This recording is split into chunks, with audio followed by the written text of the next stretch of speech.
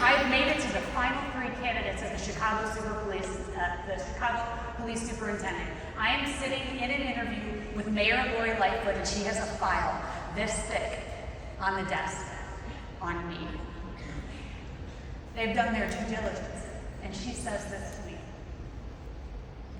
Were you at a conference? Texas? Female conference? Female policing conference? Of course, I've been to many. I said, probably, yes. She refreshed my memory, and I said, yes. And she said, well, I have a report here that you were dancing provocatively at a bar after hours with a man.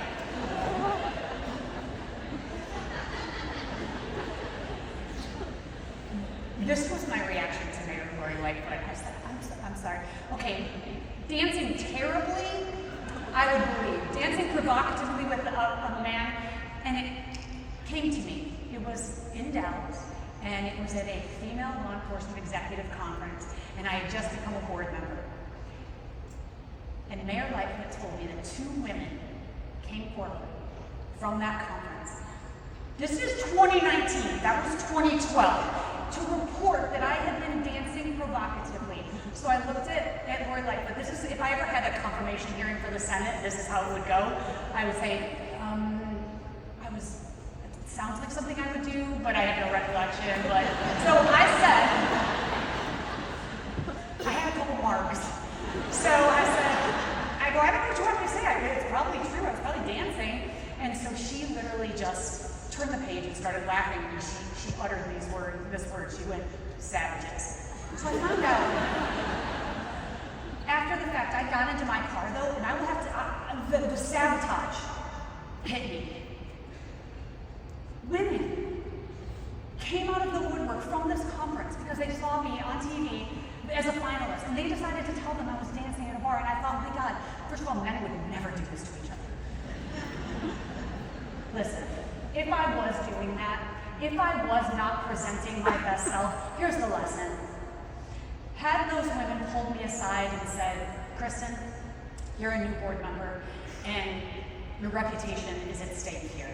You know, you have an image to uphold. You know, just watch yourself a little bit, right? I would have cherished that advice coming from a woman, and I found out later who they were.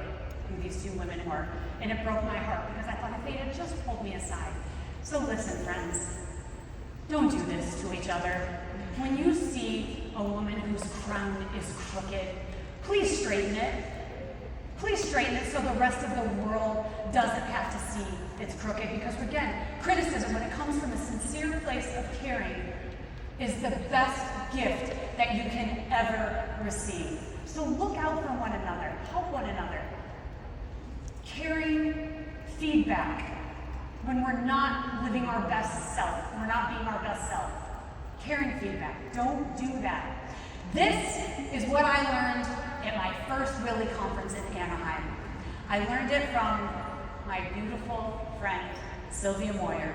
And it was more of a philosophy at the time, but my first WLLE conference, she said, we started this thing called Save a Seat for a Sister. When you go to a conference and there's a seat next to you, put your bag on it. So when a female walks in, because we are so very few at many of the conferences, just wave her over and give her a seat. I loved that notion that I learned from Sylvia. I've learned since so much from her. She's also